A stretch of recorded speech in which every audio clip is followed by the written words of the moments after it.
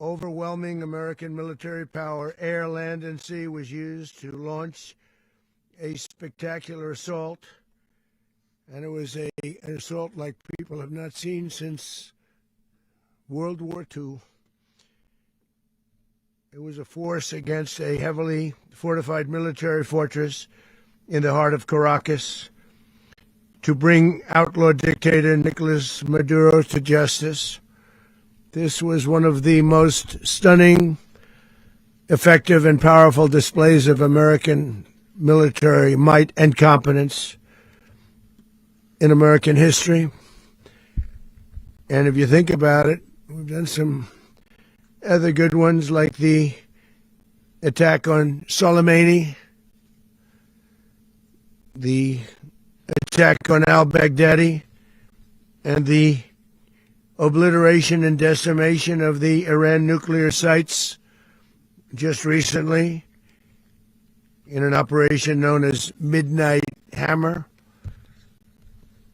All perfectly executed and done. No nation in the world could achieve what America achieved yesterday, or frankly in just a short period of time. All Venezuelan military capacities were rendered powerless as the men and women of our military, working with U.S. law enforcement, successfully captured Maduro in the dead of night. It was dark. The lights of Caracas were largely turned off due to a certain expertise that we have.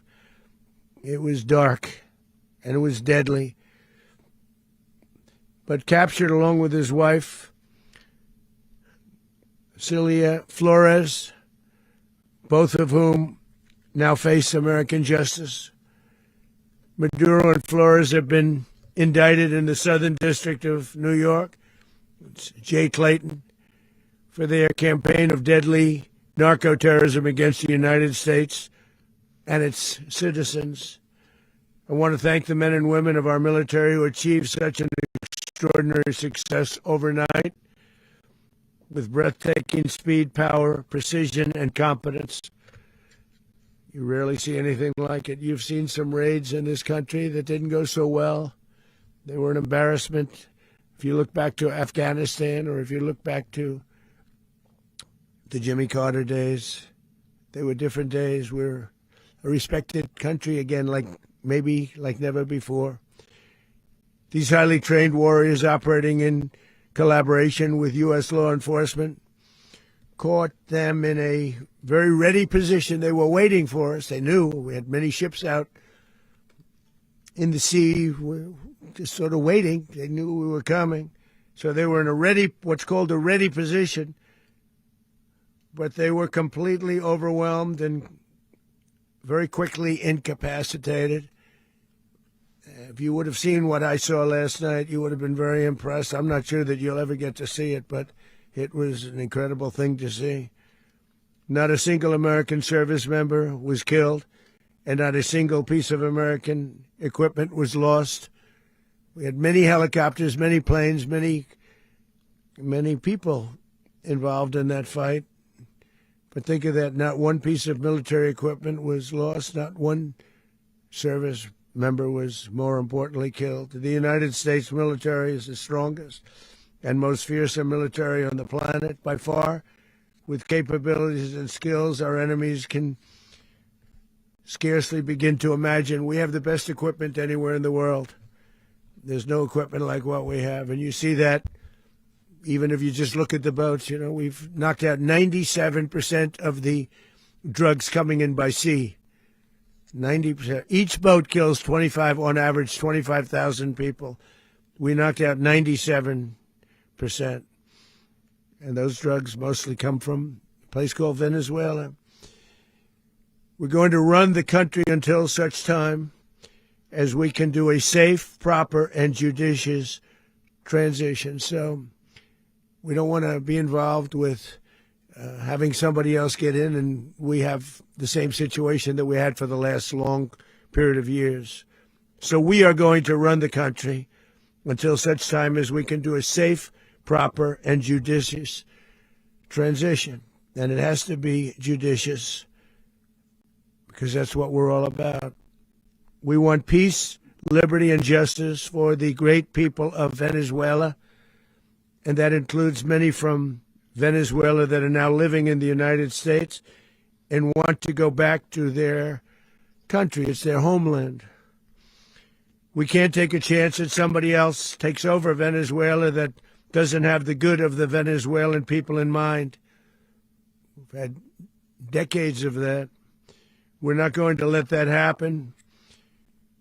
We're there now, and what people don't understand, but they understand as I say this, we're there now, but we're going to stay until such time as the proper transition can take place. So we're going to stay until such time as we're going to run it, essentially, until such time as a proper transition can take place.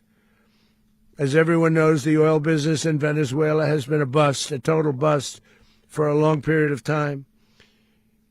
They were pumping almost nothing by comparison to what they could have been pumping and what could have taken place. We're going to have our very large United States oil companies, the biggest anywhere in the world, go in, spend billions of dollars, fix the badly broken infrastructure, the oil infrastructure, and start making money for the country. And we are ready to stage a second and much larger attack if we need to do so. So we were prepared to do a second wave if we needed to do so. We actually assumed that a second wave would be necessary, but now it's probably not. The first wave, if you'd like to call it that, the first attack was so successful, we probably don't have to do a second, but we're prepared to do a second wave, a much bigger wave, actually. This was pinpoint, but we have a much bigger wave that probably won't have to do. This partnership of Venezuela with the United States of America, a country that everybody wants to be involved with because of what we were able to do and accomplish, will make the people of Venezuela rich, independent, and safe. And it will also make the many, many people from Venezuela that are living in the United States extremely happy. They suffered. They suffered. So much was taken from them. They're not going to suffer anymore. The illegitimate dictator Maduro was the kingpin of a vast criminal network responsible for trafficking colossal amounts of deadly and illicit drugs into the United States. As alleged in the indictment, he personally oversaw the vicious cartel known as Cartel de las Solas, which flooded our nation with lethal poison, responsible for the deaths of countless Americans, the many, many Americans. Hundreds of thousands over the years of Americans died because of him. Maduro and his wife will soon face the full might of American justice and stand trial on American soil. Right now, they're on a ship they'll be heading to, ultimately, New York, and then a decision will be made, I assume, between New York and Miami or Florida. But we have people where the overwhelming evidence of their crimes will be presented in a court of law. And I've seen it. I've seen what we have. It's both horrible and breathtaking that something like this could have been allowed to take place. For many years after his term as president of Venezuela expired, Maduro remained in power and waged a ceaseless campaign of violence, terror, and subversion against the United States of America, threatening not only our people, but the stability of the entire region. And you all saw it. In addition to trafficking gigantic amounts of illegal drugs that inflicted untold suffering and human destruction all over the country, all over, in particular, the United States, Maduro sent savage and murderous gangs, including the bloodthirsty prison gang, Tren de Aragua, to terrorize American communities nationwide. And he did indeed. They were in Colorado. They took over apartment complexes. They cut the fingers off people if they called police. They were brutal, but they're not so brutal now. And I just have to congratulate our military, Pete, and everybody, and our National Guard, because the job that they've done, whether it's in Washington, D.C., where we have a totally safe city, where it was one of the most unsafe cities anywhere in the world, frankly, and now we have no crime in Washington, D.C. We haven't had a killing. We had the terrorist attack a few weeks ago, a little bit of a different kind of a threat, but we haven't had a killing in a long period of time, 6-7 months. We used to have two, on average, 2 a week in Washington, our capital. We don't have that anymore. The restaurants are opening. Everyone's happy. They're going, they're walking their daughters, they're walking their children, their wives. They walk to restaurants. Restaurants are opening all over Washington, D.C. So I want to thank the National Guard. I want to thank our military. And I want to thank law enforcement. Been amazing. And they should do it with more cities. We're doing it, as you know, and we're doing it in Memphis, Tennessee right now, and crime is down. We've just sort of started a few weeks ago, but crime is down now 77%. And the governor of Louisiana called, great person, and he wanted us to help him, as you know, in a certain very nice part of Louisiana. And we have done that. And it was a rough section, and we have crime down. I understand it's down to almost nothing already after 2.5 weeks. New Orleans, it's down to almost nothing, and we've only been there for 2.5 weeks. Can't imagine why governors wouldn't want us to help. We also helped, as you know, in Chicago, and crime went down a little bit there. We did a very small help because we had no working ability with the governor. The governor was a disaster, and the mayor was a disaster, but it knocked down crime. But we're pulling out of there. When they need us, we'll know. You'll know. You'll be writing about it. And likewise, Los Angeles, where we saved Los Angeles early on, where the head of the police department made a statement that if the federal government didn't come in, we would have lost Los Angeles. That's long after the fires. That's when they had the riots in Los Angeles. We did a great job. Got no credit for it whatsoever, but that's okay. It doesn't matter. We don't need the credit. But we'll be pulling out when they need us to call, or we'll go back if we have to. We'll go back. But we did a great job in various cities. But the place that we're very proud of is Washington, D.C., because it's our nation's capital. We took it from being a crime-ridden mess to being one of the safest cities in the country. But the gangs that they sent raped, tortured, and murdered American women and children. They were in all of the cities I mentioned, Tren de Aragua. And they were sent by Maduro to terrorize our people, and now Maduro will never again be able to threaten an American citizen or anybody from Venezuela. There will no longer be threats. For years I've highlighted the stories of those innocent Americans whose lives were so heartlessly robbed by this Venezuelan terrorist organization. Really one of the worst. One of the worst, they say the worst. Americans like 12-year-old Jocelyn Nungari from Houston. Beautiful Jocelyn Nungari, what happened to her? They, as you know, they kidnapped, assaulted, and murdered by Tren de Aragua animals. They murdered Jocelyn and left her dead under the bridge. There was a bridge that will never be the same to so many people after seeing what happened. As I've said many times, the Maduro regime emptied out their prisons, sent their worst and most violent monsters into the United States to steal American lives. And they came from mental institutions and insane asylums. They came from prisons and jails. The reason I say both, they sound similar. Actually, prisons a little bit more hostile, a little bit tougher. A mental institution isn't as tough as an insane asylum, but we got them both. They sent from their mental institutions. They sent from their jails, prisons. They were drug dealers. They were drug kingpins. They sent everybody bad into the United States, but no longer. And we have now a border where nobody gets through. In addition, Venezuela unilaterally seized and stole American oil, American assets, and American platforms, costing us billions and billions of dollars.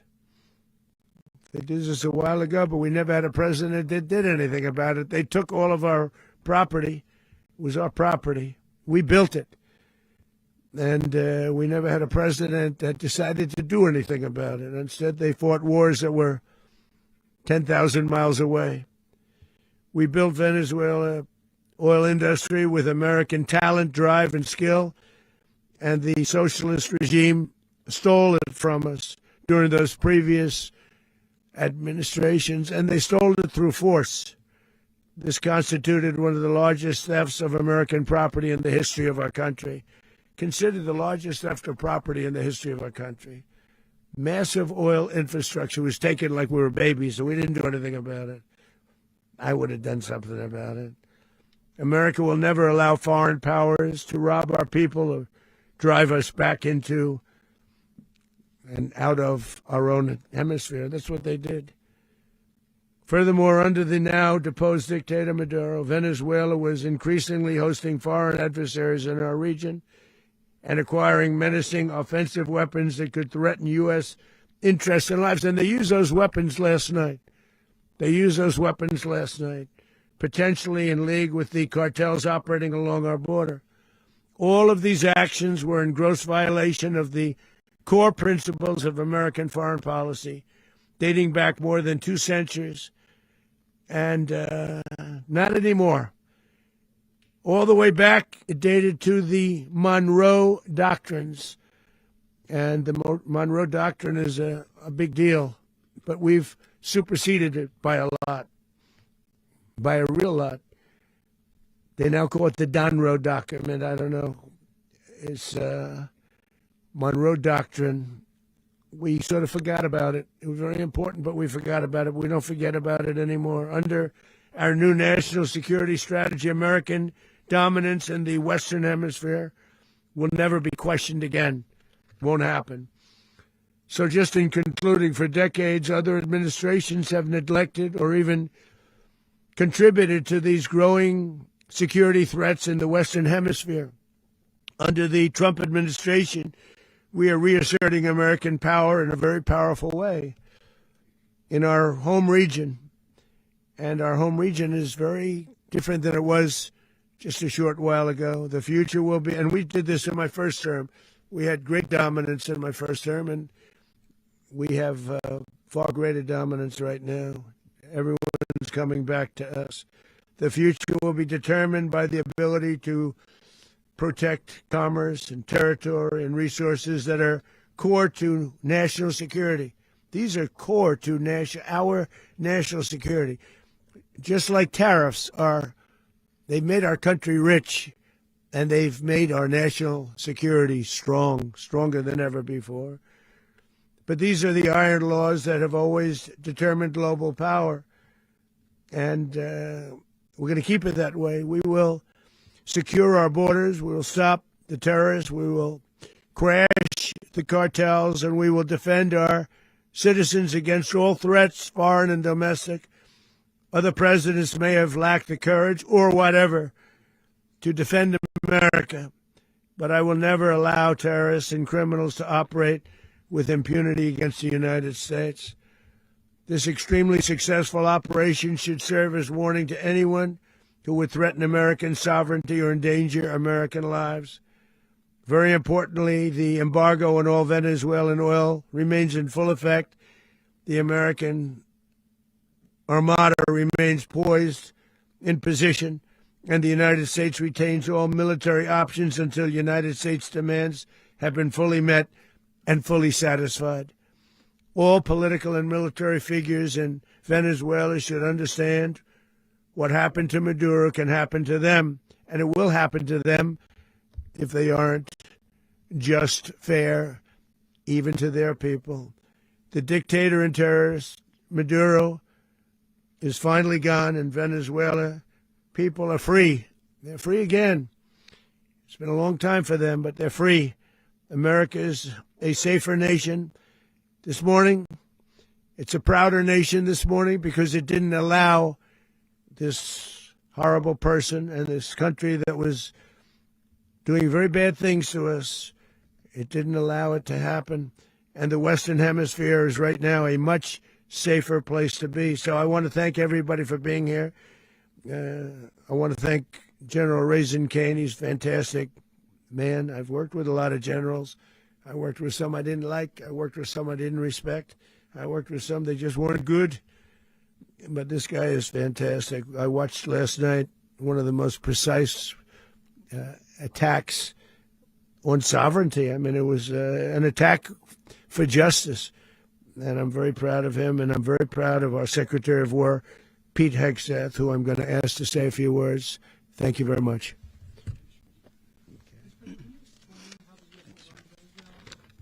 Well, thank you, Mr. President. Finally, a commander-in-chief the world respects and the American people deserve. And as the president said, words can barely capture the bravery and the power and the precision of this historic operation. A massive joint military and law enforcement raid flawlessly executed by the greatest Americans our country has to offer. American warriors are second to none, the best in the world and the best of our country. What all of us witnessed last night was sheer guts and grit, gallantry and glory of the American warrior. I'm simply humbled by such men. And I tip my hat to our chairman, Dan Raisin Kane, and all those Americans who stood watch last night. Our warriors are the elite of America, and again, President Trump has your back. No other country on planet Earth, and it's not even close, could pull this kind of operation off. And no other president has ever shown this kind of leadership, courage, and resolve, the most powerful combination the world has ever seen. As the president said, our adversaries remain on notice. America can project our will anywhere, anytime. The coordination, the stealth, the lethality, the precision, the very long arm of American justice, all on full display in the middle of the night. Nicolas Maduro had his chance, just like Iran had their chance, until they didn't and until he didn't. He effed around, and he found out. President Trump is deadly serious about stopping the flow of gangs and violence to our country. Deadly serious about stopping the flow of drugs and poison to our people. Deadly serious about getting back the oil that was stolen from us. And deadly serious about reestablishing American deterrence and dominance in the Western Hemisphere. This is about the safety, security, freedom, and prosperity of the American people. This is America first. This is peace through strength. And the United States War Department is proud to help deliver it. Welcome to 2026. And under President Trump, America is back. I'd like to welcome now our chairman, Chairman Raisin Kane, to give a few more details about the operation. Mr. Chairman. Thank you, Mr. Secretary. Thank you, Mr. President, and good morning. Last night, on the order of the President of the United States and in support of a request from the Department of Justice, as the President said, the United States military conducted an apprehension mission in Caracas, Venezuela, to bring to justice two indicted persons, Nicolas and Cecilia Maduro. This operation, known as Operation Absolute Resolve, was discreet, precise, and conducted during the darkest hours of January 2nd and was the culmination of months of planning and rehearsal, an operation that, frankly, only the United States military could undertake. What I'd like to do this morning is talk to you through some of the preparation and the details without compromising any of our tactics, techniques, and procedures. There is always a chance that we'll be tasked to do this type of mission again. Our interagency work began months ago and built on decades of experience of integrating complex air, ground, space, and maritime operations. While the past 2 decades have honed the skills of our special operations forces, this particular mission required every component of our joint force, with soldiers, sailors, airmen, Marines, and Guardians, working in unison with our intelligence agency partners and law enforcement teammates in an unprecedented operation. We leveraged our unmatched intelligence capabilities and our years of experience in hunting terrorists, and we could not have done this mission without the incredible work by various intelligence agencies, including the CIA, NSA, and NGA. We watched, we waited, we prepared, we remained patient and professional. This mission was meticulously planned, drawing lessons from decades of missions over the last many years, many missions over these last many years. This was an audacious operation that only the United States could do.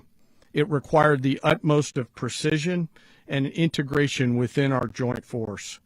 And the word integration does not explain the sheer complexity of such a mission. An extraction so precise it involved more than 150 aircraft launching across the Western Hemisphere in close coordination, all coming together in time and place to layer effects for a single purpose: to get an interdiction force into downtown Caracas while maintaining the element of tactical surprise. Failure of one component of this well-oiled machine would have endangered the entire mission, and failure is never an option for America's joint force.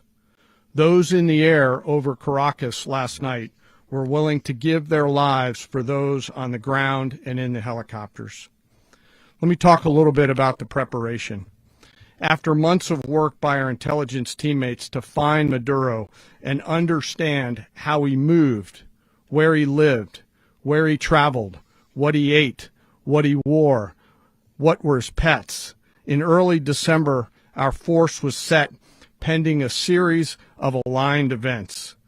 Key was choosing the right day to minimize the potential for civilian harm and maximize the element of surprise, and minimize the harm to the indicted personnel so, as the president said, they could be brought to justice. And as the president said earlier today, weather in Venezuela is always a factor this time of the year.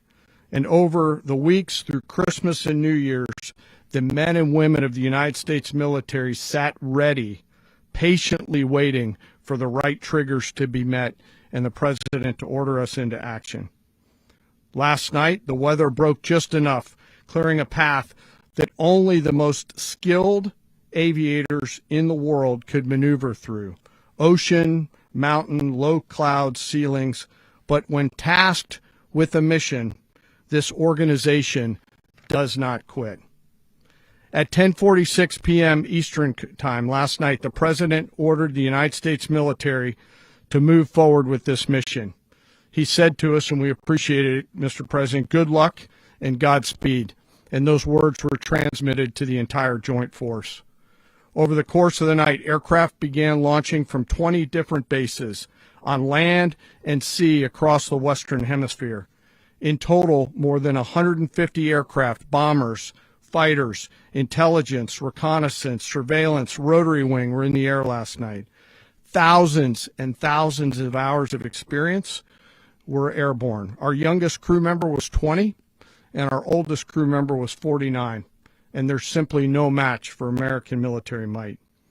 As the night began, the helicopters took off with the extraction force, which included law enforcement officers, and began their flight into Venezuela at 100 feet above the water. As they approached Venezuelan shores, the United States began layering different effects provided by Spacecom, Cybercom, and other members of the interagency to create a pathway. Overhead, those forces were protected by aircraft from the United States Marines, the United States Navy, the United States Air Force, and the Air National Guard.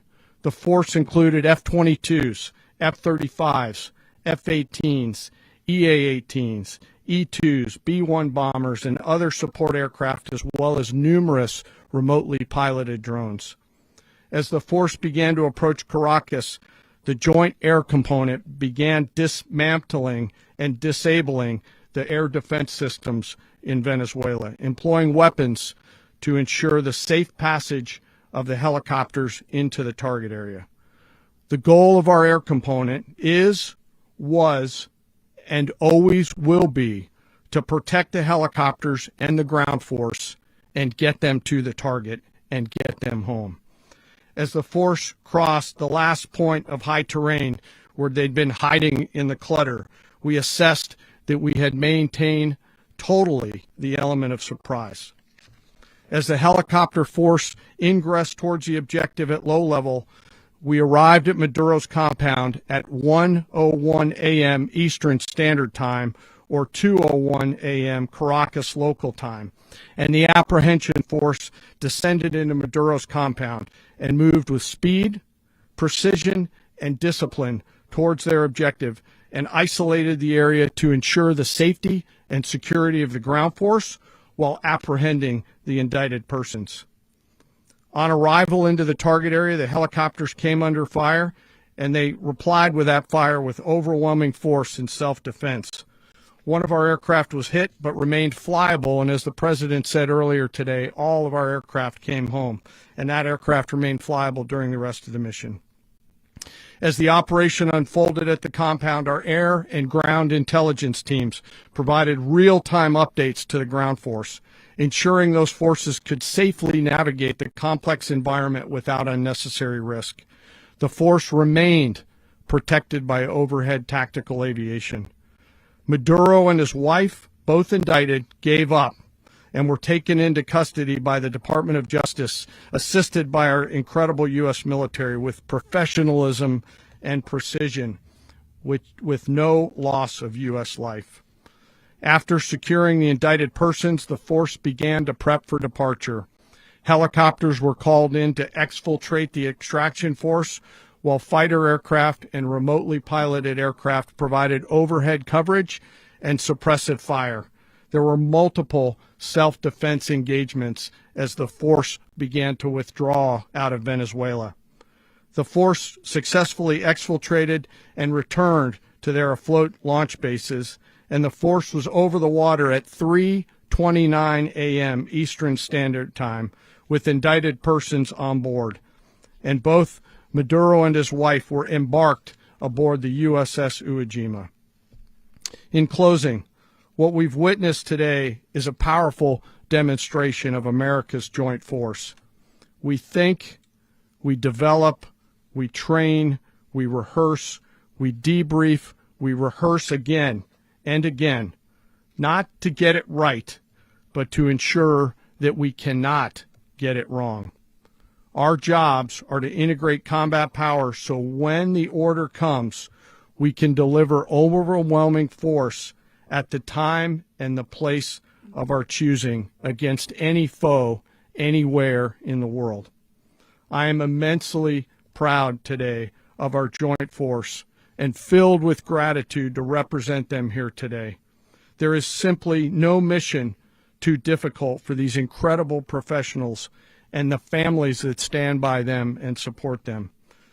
As we stand here this morning, our forces remain in the region at a high state of readiness, prepared to project power, defend themselves, and our interests in the region.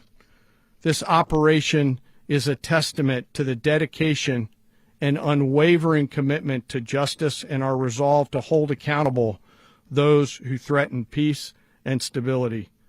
In closing, I want to express my heartfelt gratitude to the brave men and women who executed this mission. Their courage and tireless commitment to our nation are what makes us strong. Thank you, Mr. Secretary, and thank you, Mr. President. Well, I don't have much to add to what you've heard now, other than the following points. Nicolas Maduro was indicted in 2020 in the United States. He is not the legitimate president of Venezuela. That's not just us saying it. The first Trump administration, the Biden administration, the second Trump administration, none of those three recognized him. He's not recognized by the European Union and multiple countries around the world. He is a fugitive of American justice with a $50 million reward, which I guess we saved $50 million. And Make sure. yeah, exactly. But Don't let anybody claim it. Nobody deserves it but us. But I want to be clear about one thing. Nicolas Maduro had multiple opportunities to avoid this. He was provided multiple very, very, very generous offers and chose instead to act like a wild man, chose instead to play around. And the result is what we saw tonight. The other message here is the following. You have a guy, like many people around the world, they like to play games. You have a guy who decides he's going to invite Iran into his country, is going to, do the confiscation of American oil companies, is going to flood our country with gang members, is going to take Americans prisoner and try to hold them for hostage and trade them like he was able to do with the Biden administration.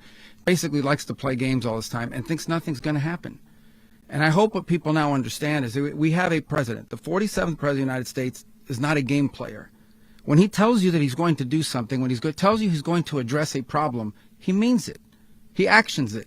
I can tell you, I've watched this process now for 14, 15 years, been around it. Everybody talks. I'm going to do this. I'm going to do that. When I get there, we're going to do this. We're going to take. This is a president of action. Like, I don't understand yet how they haven't figured this out. And now, if you don't know, now you know. Because this is the way it's going to play out. And I think people need to understand that this is not a president that just talks and does letters and press conferences. And, if he says he's serious about something, he means it. And this is something that was a direct threat to the national interest of the United States. And the president addressed it. There's a president of peace, by the way. I told you what I just said earlier. This guy had multiple opportunities to find his way somewhere else and figure out another. He could have been living somewhere else right now, very happy. But instead, he wanted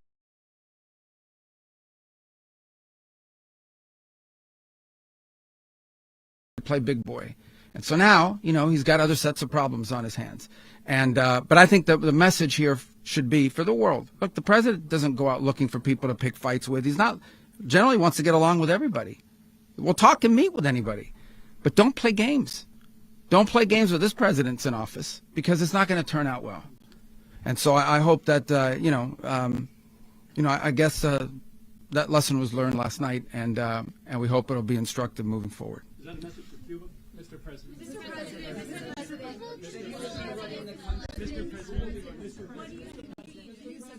Please. Well, we're going to be running it with a group, and we're going to make sure it's run properly. We're going to rebuild the oil infrastructure, which will cost billions of dollars. It'll be paid for by the oil companies directly. They will be reimbursed for what they're doing, but that's going to be paid.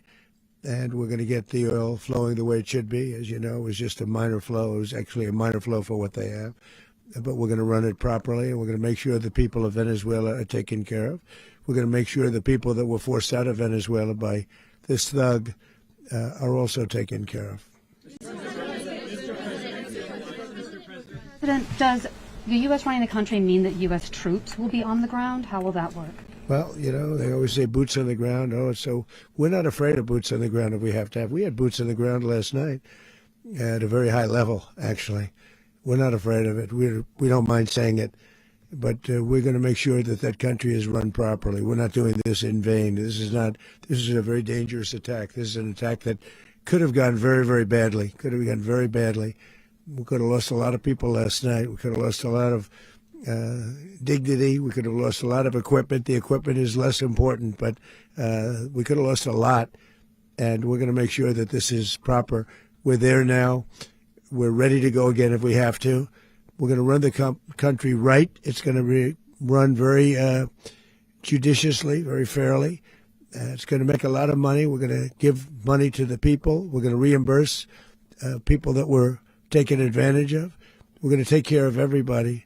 It's very important. We couldn't let them get away with it. They stole our oil. We built that whole industry there, and they just took it over like we were nothing. And we had a president that decided not to do anything about it. So we did something about it. We're late, but we did something about it. Yeah, please. Mechanism by which you're going to run the country? Are you going to designate a U.S. official to coordinate? Yes, it's all being done right now. We're designating people. We're talking to people. We're designating various people, and we're going to let you know who those people are. Would run Venezuela? Well, it's largely going to be for a period of time. The people that are standing right behind me. We're going to be running it. We're going to be bringing it back. It's a dead. I talk about a dead country. A year and a half ago, we were a dead country. Now we're the hottest country anywhere in the world. We're a country doing better than any country anywhere in the world. And it required leadership. Venezuela has a lot of bad people in there, a lot of bad people that shouldn't be leading. We're not going to take a chance that one of those people take over for Maduro. So you can look at, and others, we have fantastic people, including people in the military. So we're going to have a group of people running it until such time as it can be put back on track, make a lot of money for the people, and give people a great way of life, and also reimbursement for people in our country that were forced out of Venezuela. Rubio would be. You said earlier today that you weren't going to back Machado to come back and be the opposition leader in your Fox and Friends interview. And then you also mentioned the vice president of Venezuela. Are you going to work with the vice president of Venezuela, or how do you foresee the relationship? Well, I understand she was just sworn in, but she was, as you know, picked by Maduro. So Marco's working on that directly. He just had a conversation with her, and she's essentially willing to do what we think is necessary to make Venezuela great again. Very simple. Mr. President, Colombian President Gustavo Petro, a couple weeks ago, he said he's got to watch his ass. And today he said he's not concerned about anything happening to him in the aftermath of this operation. So just what your message is about that. Well, he has cocaine mills. He has factories where he makes cocaine. And, yeah, I think I stick by my first statement. He's making cocaine. They're sending it into the United States. So he does have to watch his ass. Mr. President, did you notify any members of Congress in advance? Marco, do you want to talk about that? Because you were involved in it. Sure. We call members of Congress immediately after. This was not the kind of mission that you can do congressional notification on. It was a trigger-based mission in which conditions had to be met night after night. We watched and monitored that for a number of days. So it's just simply not the kind of mission you can call people and say, hey, we may do this at some point in the next 15 days. But it's largely a law enforcement function. Remember, at the end of the day, at its core, this was an arrest of 2 indicted fugitives of American justice, and the Department of War supported the Department of Justice in that job. Now, there are broader policy implications here, but it's just not the kind of mission that you can pre-notify because it endangers the mission. Plus, if I could add one thing to that, Congress has a tendency to leak. This would not be good. If they leaked, General, I think it would have been maybe a very different result. But I have to say, they knew we were coming at some point, you know. A lot of ships out there, they sort of knew we were coming. We weren't. But Congress will leak, and we don't want leakers. People to watch this all play out live. What was Maduro doing when the U.S. forces entered what I assume would be his home? And also, was there any point where the U.S. was considering if Maduro pushed back or resisted killing Maduro? It could have happened. It could have happened. He was trying to get into a safe place. You know, the safe place is all steel. And he wasn't able to make it to the door because our guys were so fast. They went through the opposition so fast. And there was a lot of opposition. You know, people were wondering, did we get them by surprise? Sort of surprised, but they were waiting for something. It was a lot of opposition. There was a lot of gunfire. You saw some of it today. But he was trying to get to a safe place, which wasn't safe because we would have had the door blown up in about 47 seconds, they say on average, regardless of how thick the steel was. It was a very thick door. It was a very heavy door, but he was unable to get to that door. He made it to the door. He was unable to close it. Go ahead, finish. To be in the time being right now. Do you know his exact Well, whereabouts? eventually, ultimately, in the near future, he's going to be brought to New York. And where is he going to be held? Where is he going to be held in New York? Do you know? That's going to be up to the officials that do these things. Mr. President, the U.S. has something of a mixed track record of ousting dictators without necessarily a plan for what comes afterwards. Not with Did me. that weigh on your decision? Well, that's when we had different presidents, but with me, that's not true. With me, we've had a perfect track record of winning. We win a lot, and we win. If you look at Soleimani, you look at al-Baghdadi, you look at the Midnight Hammer. Midnight Hammer was incredible. Right now, you wouldn't have peace in the Middle East. We have essentially peace in the Middle East because of that. If we weren't successful with Midnight Hammer, you wouldn't have peace in the Middle East. So, with me, you've had a lot of victory. You've had only victories. You've had no losses. Yeah. How long do you expect the U.S. to run Venezuela, and how soon do you want the Venezuelan people to hold elections? So I'd like to do it quickly, but it takes a period of time. You know, we're rebuilding. We have to rebuild their whole infrastructure. The infrastructure is rotted. It's actually very dangerous. It's blow-up territory. Oil is very dangerous. It's a very dangerous thing to take out of the ground. can kill a lot of people. It has killed a lot of people doing just that. The infrastructure is old. It's rotted. Much of it is stuff that we put there 25 years ago, and we're going to be replacing it. And we're going to take a lot of money out so that we can take care of the country. Yeah. Are you saying that Secretary Rubio and Mr. President, China, Russia, and Iran have interests in Venezuela. How does this operation affect your relationships with them when it comes to the oil and drugs? And Russia, Russia when we get things straightened out. But in terms of other countries that want oil, we're in the oil business. We're going to sell it to them. We're not going to say we're not going to give it. In other words, we'll be selling oil probably in much larger doses because they couldn't produce very much because their infrastructure was so bad. So we'll be selling large amounts of oil to other countries, many of whom are using it now, but I would say many more will come. Are you saying, Mr. President, are you saying that, Mr. President, are you saying that, Mr. President, thank you. What is your message to the people of Venezuela today? Of course, the civilian population specifically, they have a lot of questions. What is your message to the people of Venezuela? That you're going to have peace, justice. You're going to have some of the riches that you should have had for a long period of time. It was stolen from you. But you're going to have peace and you're going to have safety. You're going to have justice. You're going to have a country. You're going to have a real country. You're going to have potentially a great country. You know, if you go back 20 years, maybe even a little longer ago, that was a great country. And they destroyed it. Remember I said that if we lose this election, the United States will be Venezuela on steroids. That's what would have happened. Had we lost the election, the 2024 election, we suffered so badly. When you look at the border from 2020, what they did, what Joe Biden administration did to our country should never be forgotten. But if we had to go through another year of that, we would be exactly where Venezuela was in terms. I used to say, if they win, we're going to be Venezuela on steroids, and that's what would have happened. President, thank you. Are you saying that Secretary Hegseth and Rubio are going to be running Venezuela, and will you be sending in U.S. military troops to provide? They're going to be a team that's working with the people of Venezuela to make sure that we have Venezuela right. Because for us to just leave, who's going to take over? I mean, there is nobody to take over. You have a vice president who's been appointed by Maduro. And right now she's the vice president, and she's, I guess, the president. She was sworn in as president just a little while ago. She had a long conversation with Marco, and she said, we'll do whatever you need. I think she was quite gracious, but she really doesn't have a choice. We're going to have this done right.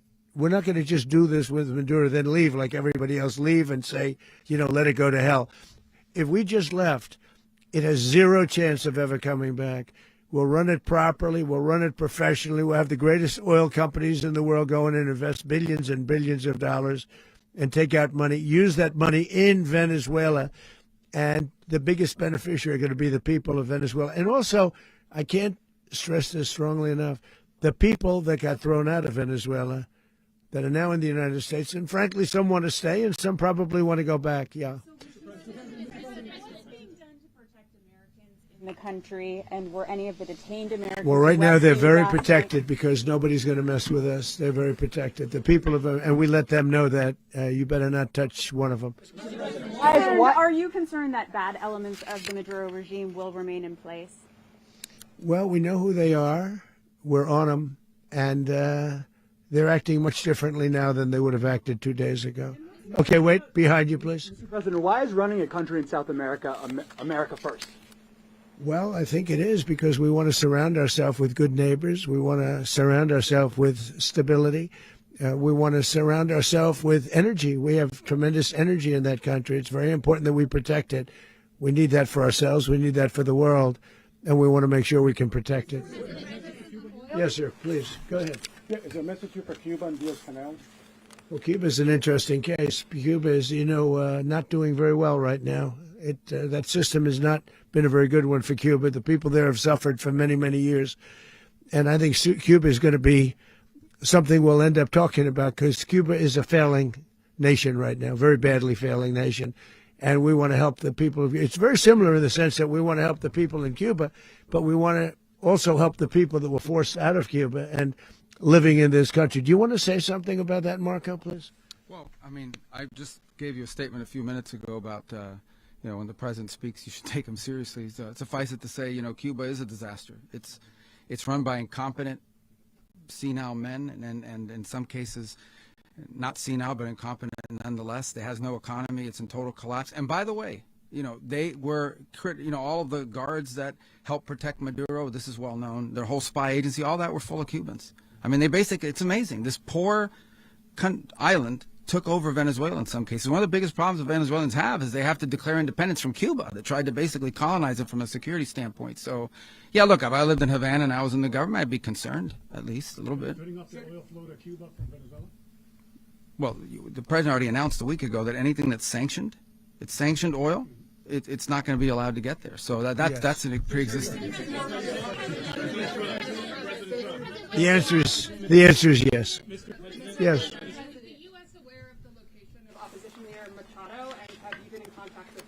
No, we haven't. No, we haven't. Mr.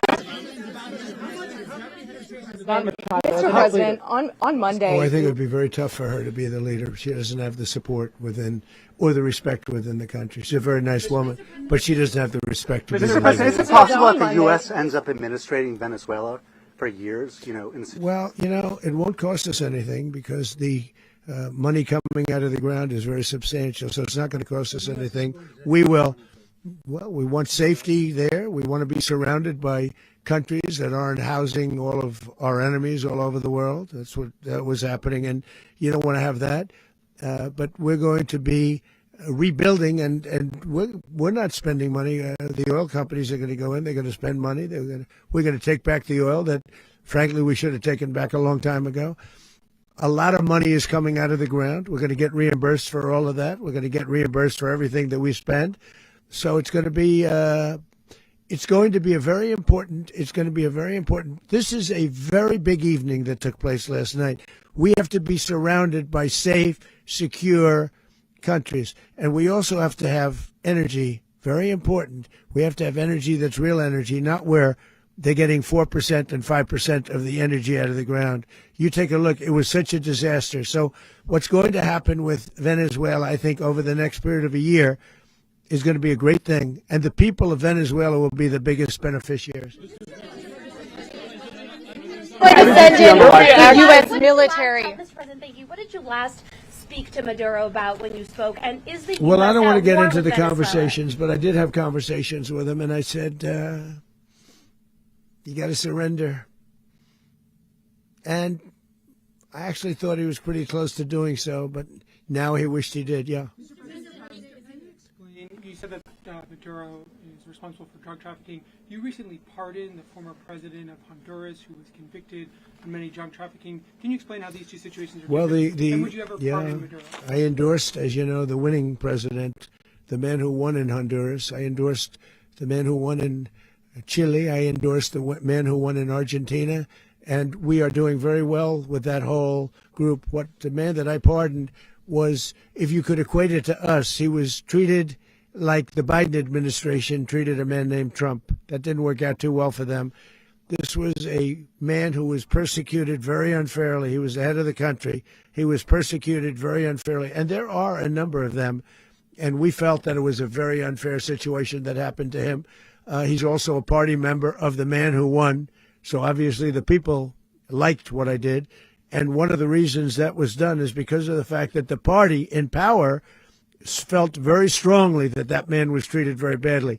I studied it very quickly, and then I studied it in great detail. I went to a lot of the people standing behind me, and they felt that that man was persecuted and treated very badly. That's why I gave him a pardon.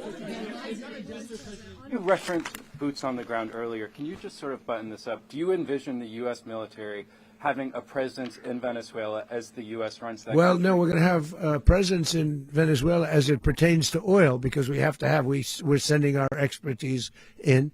So you may need something, not very much. But no, we're going to be taking out a tremendous amount of wealth out of the ground. And that wealth is going to the people of Venezuela and people from outside of Venezuela that used to be in Venezuela. And it goes also to the United States of America in the form of reimbursement for the damages caused us by that country. So I want to thank you all very much. Thank you. Do you have one? Yes, please. You were so nice before. I'm going to give you the final question. Go ahead. Thank you, Mr. Unless President. it's a bad question, in It's which about case Putin. I'll go one word. It's about who? It's about Putin, if you want. About Putin. Well, that's always nice You had to a phone, talk about Putin. You had a phone call with him Yeah. on Monday. Did he talk at all about Maduro? Did y'all talk about this? No, we didn't. And We then- never spoke about Maduro. Are you mad at him right now? I mean, there's this I'm not intelligence. thrilled with Putin. I'm not thrilled with Putin. He's killing too many people. I thought that would be so. I settled 8 1/4 war. You know what the 1/4 was? Thailand and Cambodia. I did it again.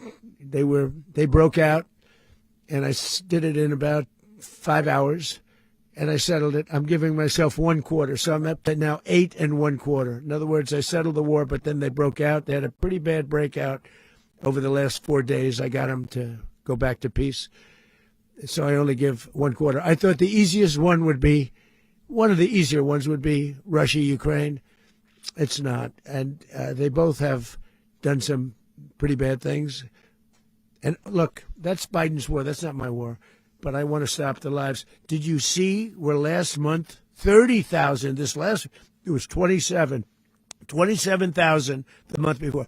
30,000, mostly soldiers, were killed this last month. 30,000. I want to stop that. You know, I got NATO to pay 5% instead of the 2% that they weren't paying. They weren't paying 2, now they pay 5.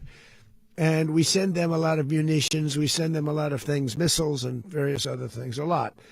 And they pay. The United States is not losing money. We're probably making money on that. It's the last thing I care about. I just want to stop all those people. We're losing 25, 30,000 human beings that come from 2 places that are very far away. But if I can stop, because it's something I've been pretty good at doing, deals, I guess. It's all a deal. Life is a big deal. But if I can stop that war and stop 30,000 young people, in addition to the fact that people are being killed in Kiev, people are being killed in other cities throughout, a much smaller number, but they're being killed, viciously killed. So I'm not happy about it. I thought that would be something that would get solved. We have Mr. Witkoff here. I think that we're making progress, but that's a war that should have never happened. If I were president, it would have never happened. Putin says it. Everybody says it. If I were president, that would have never happened. But I inherited that war. That was Joe Biden, Zelensky, and Putin. I came into the situation, and it's a mess. And I will say this. I watched an operation last night that was so precise, that was so brilliant. I mean, it was incredible. If we had our people, like this general and our people involved, that war would not have gone on very long, that I can tell you. That war, to use an old term, that war has become a bloodbath, and we want it to get stopped. Thank you very much, everybody.